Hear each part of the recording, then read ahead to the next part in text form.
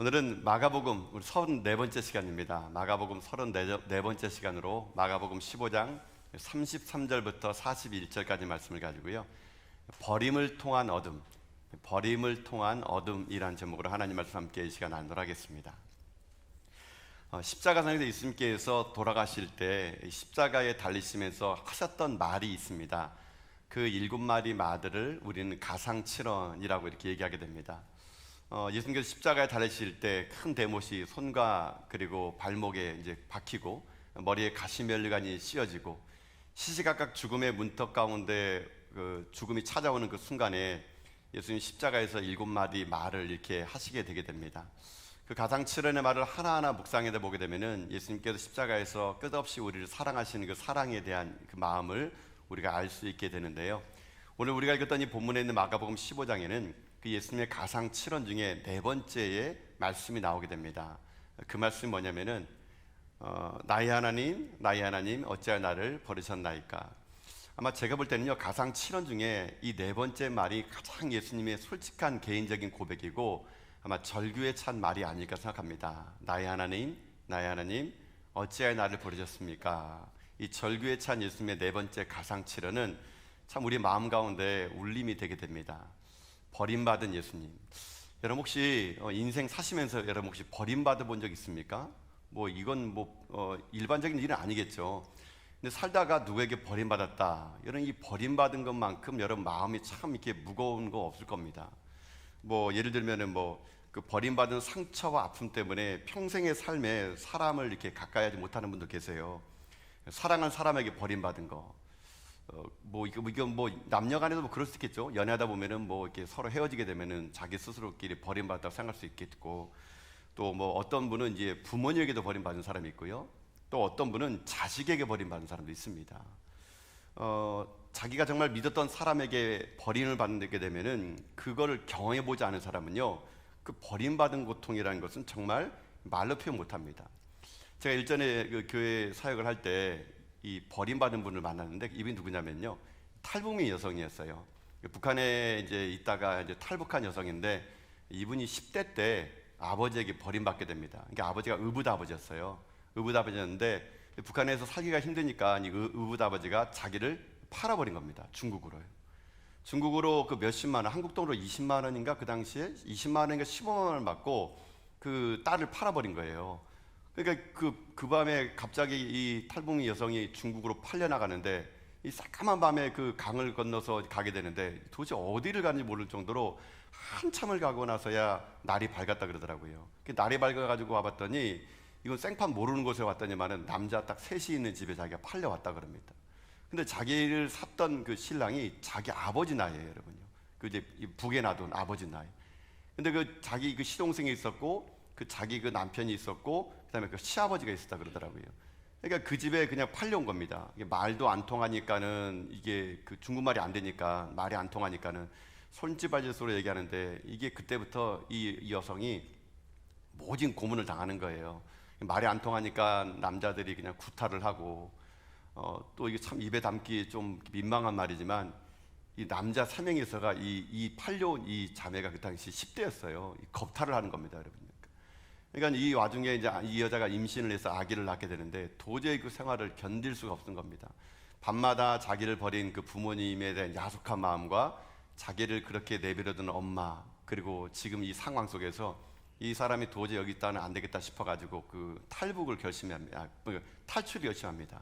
그래가지고 이제 중국에서 선교사를 만나가지고 이제 태국을 거쳐가지고 제3 거쳐가지고 우리나라로 오게 돼가지고 이제 그 한국에 들어와가지고 하나원이라고 탈북자민들이 이렇게 교육받는 곳이 있거든요. 거기서 처음으로 예수를 만나가지고 이 연인이 이제 그 그리스도인이 됐어요. 그래서 저희 교회 등록을 하게 됐을 때 새가족 그 수료를 할 때 제가 그분을 이렇게 교육을 하게 되면서 세례 교육할 때 그 여인을 만나면서 이런저런 얘기를 듣게 되는데요. 참 지금도 가슴 아픈 것은 그 중국에 두고 온 그 딸이 그렇게 보고 싶대요. 근데 갈 수도 없고 만날 수도 없어가지고 자기가 여기에 살아 숨쉬고 있지만 이게 사는 게 아니라고 이렇게 말하는 그 말을 들을 때마다 참 이게 가슴이 참 무너지더라고요. 그러니까요. 그 여인은 그 내내 그 하는 말 중에 자기를 버린 부모, 의붓 아버지, 또 자기가 팔려갈 때 아무런 것도 좋지 않냐는 자기 엄마, 그런 이 버림받았다는 그 생각 속에서 이 여인이 참 이 한국에 있으면서도 고통의 나날을 보내고 있는 그런 현실을 보면서 야, 이 버림받는다는 것이 얼마나 큰 아픔이고 충격인지 제가 그 여인의 말을 들어보면서 이 조금이라도 느끼게 되더라고요, 여러분요. 여러분은 어떻겠습니까? 인생 살면서 누군가에게 버림받아 본 적이 이렇게 있습니까? 근데 오늘 본문에 보게 되면은 예수님이 버림받았습니다. 버림받았습니다. 예수님이 누구에게 버림받았느냐? 첫 번째는요, 군중들에게 버림받았습니다. 오병이어를 나눠주고 자기가 병을 치료해준 호산나 다윗의 자손이여 라고 말했던 그 군중들이 자기를 버린 겁니다. 십자가에 못 박으라고. 여러분, 사람에게 배신당하고 버림당한 예수님, 지금 십자가에서 달려 고통 속에 있으면서도요, 그 십자가 밑에 있는 사람들은요 다 오병이어 때 떡을 먹은 사람들이고 호산나 다윗 자손이여 외쳤던 그 사람들이에요. 다 자기한테 병 났던 사람들이 지금 자기를 버린 겁니다. 십자가에서 그 사람들이 하나하나 보낼 때마다 이 버림받은 예수님 마음이 또 얼마나 컸을까. 또 예수님께서는 사랑하는 제자들에게도 버림받은 겁니다. 3년간 공생에 동고동락하면서 함께 먹고 마시던 제자들이 아무도 없는 겁니다. 요한만이 지금 십자가 밑에서 자기 어머니와 함께 울고 있고, 그 사랑하는 제자들이 다 뿔뿔이 터져가지고 십자가에서 그 누구도 제자들이 보이지 않을 때, 여러분 그때 예수님의 그 버림받았을 때 그 마음이 또 얼마나 힘들었을까요, 여러분요. 여러분, 근데 저는 이 말씀 묵상하면서 십자가에서 예수님이 버림받았을 때 그들을 이렇게 저주하고 그들을 배신감 때문에 분노가 끓었을까?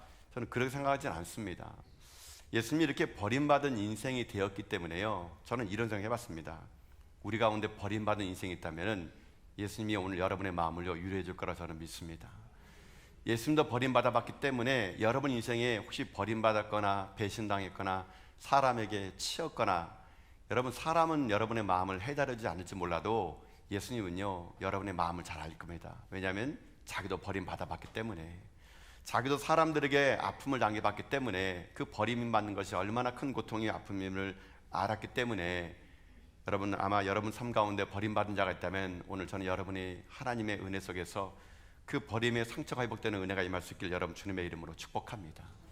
아무도 모르더라도 주님 아십니다. 주님은 버림받아 봤기 때문에 버림받은 사람이 얼마나 힘든 거인가를 아시기 때문에, 여러분 오늘 버림받은 인생이 있다면 하나님 앞에 꼭 나가서 그 주님의 위로함을 받고 그 버림을 통해서 무언가를 얻어나가는 여러분 인생길 될 수 있기를 여러분 주님의 이름으로 축복드립니다. 지금 주님께서는 군중들에게 버림받고 제자들이 버림받았는데 가장 큰 버림받은 것은 하나님에게 버림받은 겁니다. 하나님. 사람들이야 그렇다 칩시다. 근데 하늘 하나님 앞에서 자기가 버림받았다고 느꼈기 때문입니다. 자, 지금 예수께서는 십자가에 달리셔서 장장 9시간 동안 그곳에 매달리게 됩니다. 오전 9시에 달리셔서 오후 3시에 돌아가시면서 6시간 동안 그 자리에 머물게 되는데요. 이 6시간 동안의 끔찍한 고통 속에서 예수님께서 어떻게 십자가에 달리셨는가? 오늘 본문의 말씀은요, 이렇게 그 버림의 시작을 이렇게 얘기합니다. 여러분 33절 말씀이거든요. 자, 한번 읽어보겠습니다. 시작. 제 6시가 되매 온 땅에 어둠이 임하여 제 9시까지 계속 가더니 아멘.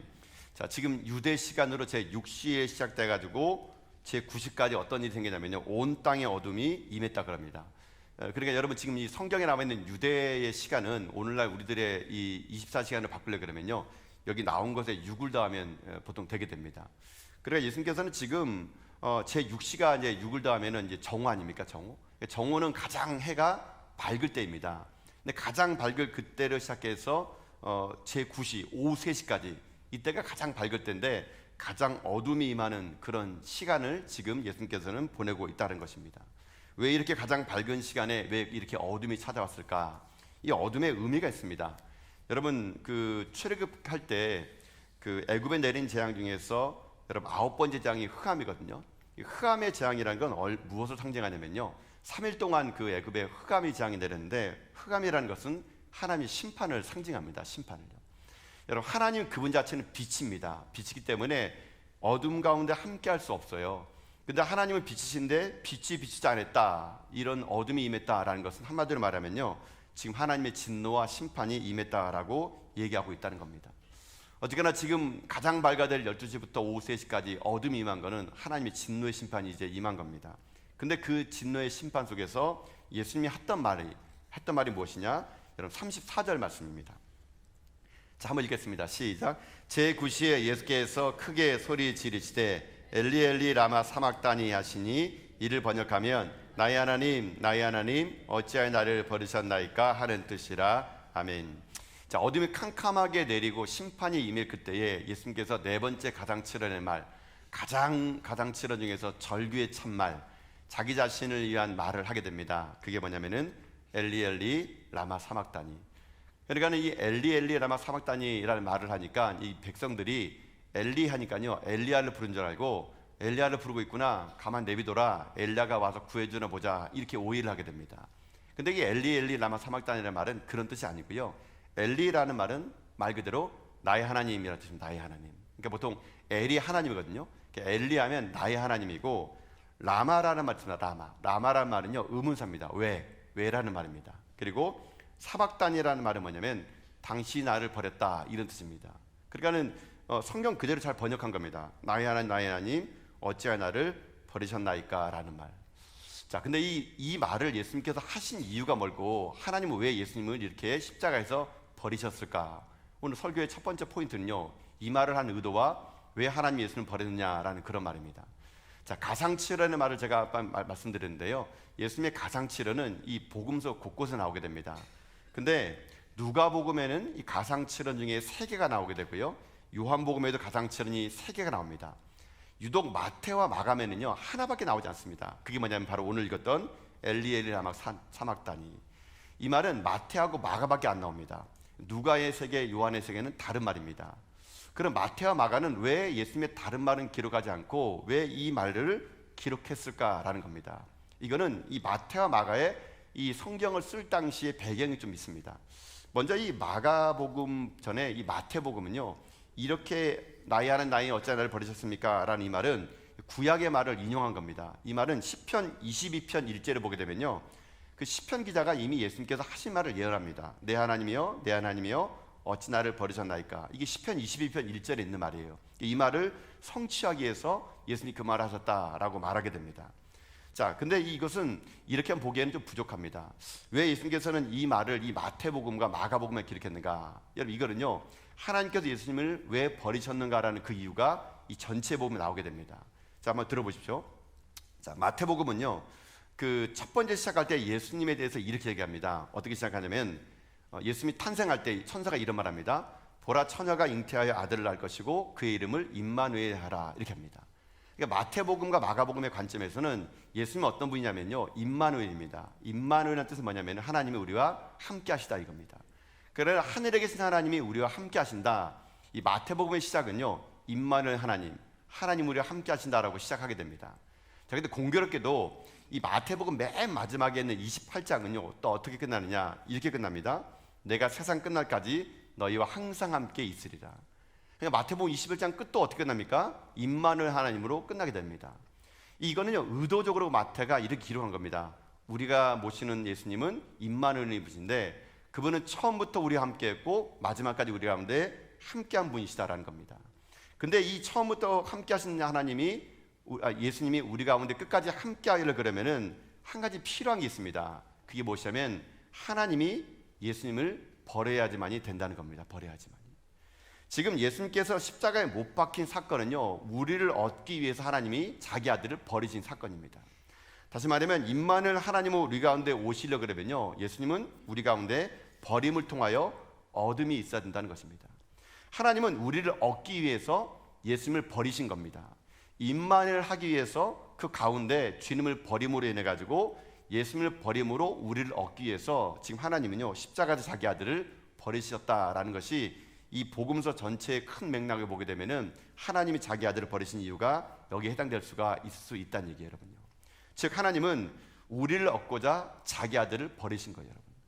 여러분, 그래서 예수님께서 지금 이 십자가에서 하나님 어찌 나를 버리십니까? 여러분, 이게 약간의 하나님 앞에서 여러분 그 퉁명스러운 말, 하나님을 대적하는 말, 여러분 이렇게 오해할 수 있습니다. 즉 다시 말하면 이 말이, 하나님 당신은 나의 아버지인데 어떻게 나를 버릴 수 있습니까? 나를 배신한 겁니다. 나를 버릴 수 있습니까? 이렇게 여러분 약간 예수님의 이 말이 하나님에게 따지는 말처럼 여러분 들릴 수 있는데요, 이게 그런 뜻이 아닙니다, 여러분요. 예수님이 이렇게 말한 건요, 어떤 의미냐면요, 이 속뜻은 이런 뜻입니다. 나를 사랑하신다고 말하는 하나님, 나를 사랑하신다고 말한 그분이 나를 죽이면서까지 저들을 그렇게 사랑하십니까? 이렇게 물어본 겁니다, 여러분요. 그러니까 나의 아버지신데도 불구하고 나를 버리면서까지 그렇게 저들을 사랑하십니까? 여러분, 이렇게 예수님께서 말씀하고 계시다는 얘기예요, 여러분요. 근데 이 말을 왜 크게 한 줄 아십니까? 여러분, 이 말 속에는 또 다른 의미가 있습니다. 예수님께서 지금 현재 나를 그렇게 버리면서까지 저기 있는 저 백성들을 사랑하십니까? 여러분, 이 말을 세게 한 것은요, 듣는 당사자에게는 여러분 어떻게 이게 들려야 됩니까? 이게 역으로 들려야 됩니다. 하나님은 자기 아들을 버리면서까지 우리를 사랑하신 분이시구나. 여러분, 이렇게 십자가 밑에 있는 사람들이 이렇게 해석을 해야 나가야 된다는 얘기예요, 여러분요. 즉 엘리 라막 사막단이 하나님 어찌 나를 버리셨습니까? 여러분, 이 말은요, 우리의 정체성을 얘기해 주는 겁니다. 우리가 어떤 존재인지 아십니까? 자기 아들을 버리면서까지 우리가 하나님 앞에 사랑받은 존재라는 거예요, 여러분. 자기 아들을 버리면서까지 하나님 우리를 사랑했다는 거예요, 여러분. 여러분, 이것이 오늘 우리가 십자가 앞에서 내가 어떤 존재인가를 여러분 다시 한번 회복해야 되는 것이 오늘 중요한 이 가상체의 네 번째 말씀이 될 수 있다는 얘기예요, 여러분요. 여러분, 그러니 여러분 잊지 마십시오. 여러분이 지금 삶의 형편이 남들 비교해 볼 때는 힘들고 또 여러분 어렵고 누가 보더라도 여러분 인생의 삶이 실패의 인생으로 보이고 남들 보기에 여러분의 삶이 뭐 가난해 보이고 어려 보여도 여러분 그 환경 때문에 여러분을 평가해서는 안 된다는 겁니다, 여러분요. 여러분은 어떤 존재냐면요, 자기 아들을 버리면서까지 여러분을 얻으신 그런 귀한 존재라는 거예요, 여러분요. 자기 아들을 버림을 통해서 하나님은요, 여러분을 선택하신 겁니다. 아들을 버리면서까지 나를 선택한 하나님의 사랑, 여러분 우리가요 그런 존재라는 것을 잊어서는 안 된다는 얘기예요, 여러분요. 엘리 라막 사막단이 이 말 속에 주님은요, 우리가 어떤 존재인가, 얼마나 귀한 존재인가, 아들을 버리면서까지 나를 사랑한 하나님의 사랑이 나라는 것을 여러분들이 오늘 잊어서는 안 된다는 겁니다, 여러분요. 그러나 여러분, 주눅들지 말고 사십시오. 기죽지 말고 사십시오. 내가 조금 없다 그래가지고, 내가 지금 힘들다 그래가지고, 내가 지금 실패했다 그래가지고, 내가 지금 현재 어렵다 그래가지고, 여러분은 시시한 존재가 아닙니다, 여러분요. 여러분, 세상 사람들 여러분을 우습게 보는 존재가 아닙니다. 여러분은요, 하나님의 아들을 버리면서까지 선택받은 하나님의 사람이라는 자부심, 여러분 이것을요 잊지 말고 살아갈 때 이 십자가가 우리 가운데 하나님의 역사하심과 사랑으로 고백될 수가 있을 수 있다는 겁니다, 여러분. 근데 오늘 이 밤에 여러분들이 어떤 의미로 이 자리에 왔습니까? 뭐 절망하고 낙심되고 나는 참 세상의 실패자야, 나는 왜 이렇게 살아가지? 여러분 그런 마음 갖지 마시고요, 내가 비록 넘어지고 실수하고 연약할지라도 나는 하나님의 사람이다. 아들을 버리면서까지 나는 그런 존재다. 세상이 나를 몰라서 그렇지 나는 그런 하나님의 사람이다. 여러분 이런 당당함을 가지고요, 저는 오늘 여러분의 인생의 모든 것들이 회복될 수 있길 여러분 주님의 이름으로 축복합니다. 감히 누가 여러분을 건드겠습니까? 감히 누가 여러분을 무시하겠습니까? 하나님이 여러분을 선택했습니다. 아들을 버리면서까지 여러분을 얻으신 겁니다. 아들을 십자가의 그 절규의 소리를 닫으면서까지 하나님은 여러분을 얻으신 겁니다. 그러니 오늘도 그 확실함을 잊지 마세요. 나는 하나님의 사람이다. 나는 하나님의 사람이다. 나는 구원받은 사람이다. 나는 오늘도 하나님께 선택받은 하나님의 사람이다. 이런 의심하지 않는 확신을 가지고요, 여러분 남은 인생 세상이 여러분이 뭐라 하더라도 당당하고 멋지게 살아갈 수 있는 십자가의 그 사랑으로 여러분 인생이 회복된 여러분 다 될 수 있기를 여러분 주님의 이름으로 축복합니다. 엘리 라막 사막단이 나의 하나님 어찌하여 나를 버리셨습니까? 이 외마디 말 속에 우리의 존재가 회복될 때 하나님 오늘도 여러분을 기쁘게 여기시고 여러분의 삶을 통해서 하나님은 꿈꾸는 일이 많다는 걸 기억하시면서 이 밤에 여러분의 인생이 다 회복되는 귀한 복된 인생 다 될 수 있기를 여러분 주님의 이름으로 축복합니다. 자, 그렇다면은 이런 위대한 고백 속에 여러분 우리가 할 일이 하나 있습니다. 할 일이. 오늘 제가 있는 본문의 말씀을요, 제가 여러 차례 이제 읽어보면서 참 이게 이 나의 하나님 어찌 나를 버리셨나이까 이 말이 내가 어떤 존재라는 것을 알면은요, 그 다음에 할 일이 있더라고요. 이 본문이 참 제가 그전에는요, 이게 이런 맥락이었나 그냥 스쳐 지나갔는데 여러분 이 다음에 예수님이 숨지신 다음에 한 사건이 일어나게 됩니다. 그게 뭐냐면요, 백부장이 예수님의 죽음을 보고 예수님에 대한 고백하는 말이 하나 있었어요. 자, 여러분 그 말씀이 39절입니다. 자, 39절 말씀 한번 읽어볼까요? 읽겠습니다. 시작. 예수를 향하여 섰던 백부장이 그렇게 숨지심을 보고 이르되 이 사람은 진실로 하나님의 아들이었도다 하더라. 아멘. 자, 여러분 들어보세요. 이 백부장은 어떤 사람이냐면요, 지금 예수님을 체포해서 빌라도 법정에서부터 그리고 채찍질하는 것부터 십자가 형틀의 비아도로사를 같이 올라가고 마지막까지 예수님 숨질 때까지 그 시간을 함께 동고동락한 사람이 이 백부장이에요. 이 사람 이름 기록되지 않습니다. 그러나 이 사람은 그 짧은 시간에 예수님과 함께 동고동락하면서 예수님의 모든 것을 다 가까이서 지켜본 사람이 바로 이 백부장입니다. 근데 이 백부장이 예수님이 돌아가시고 난 다음에 그가 어떤 고백하냐면 이런 고백합니다. 이 사람은 진실로 하나님의 아들이다라고 고백하게 됩니다. 여러분, 지금 이 백부장의 고백은요, 여러분 그냥 고백이 아닙니다. 이 백부장의 고백은 어떤 고백인지 아십니까? 자기 목숨을 내놓은 고백입니다. 여러분, 백부장이 누굽니까? 로마 군대의 장군이에요. 장군. 그는 충성 맹세했습니다. 자기에게 퀴리오스 주는요, 로마 황제 시저밖에 없다고요. 황제에게 목숨을 선사한 사람입니다. 근데 이 백부장이 지금 자기 목숨을 내놓은 겁니다. 내가 보니까 시저가 주님이 아니고 이 사람이 진짜 하나님의 아들이다. 이 사람이 퀴리오스, 이 사람이 주님이다. 이 백부장이 십자가 아래에서 그 많은 사람 앞에서 이는 진실로 하나님의 아들이다, 목숨을 내건 이 고백을 백부장이 했다라는 거예요. 여러분요, 여러분 이후에 이 사람이 어떻게 된지는 나왔진 않습니다. 근데 이 사람의 말을 이 원문을 보니까요, 이게 이런 고백이 아니더라고요. 이 사람은 진실로 하나님의 아들이었도다, 이 말 아니고요. 원문에는 이렇게 되어 있습니다. 그만이 하나님의 아들입니다. 그러니까 그만이, 유일하게 이분만이 하나님의 아들입니다. 이렇게 백부장이요 고백을 했더라고요. 여러분요, 저는 이 백부장의 이 고백이 오늘 우리들의 고백이 된다고 생각합니다. 여러분요, 우리가 정말로 하나님의 아들로서 버림을 통해서 얻었습니까? 여러분이 엘리엘라마 사막단이라는 말을 들으면서까지 예수님을 버리면서 하나님이 여러분을 선택했습니까? 하나님이 여러분을 선택했다면 여러분 이제 우리가 어떤 고백을 해야 되는지 아십니까? 우리도 이 백부장의 고백이 있어야 된다는 얘기예요.